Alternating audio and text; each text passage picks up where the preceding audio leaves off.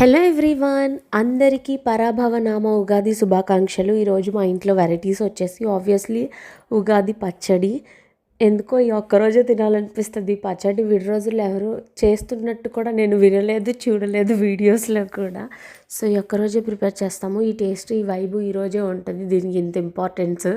ఇది తినేసిన తర్వాత ఈరోజు మా ఇంట్లో వంటలు వచ్చేసి అరటికాయ బజ్జీ, మిర్చి బజ్జీ, గారెలు, పల్లి పచ్చడి, తోటకూర పప్పు అండ్ బయట నుంచి కొంచెం జిలేబీ తీసుకొచ్చాము.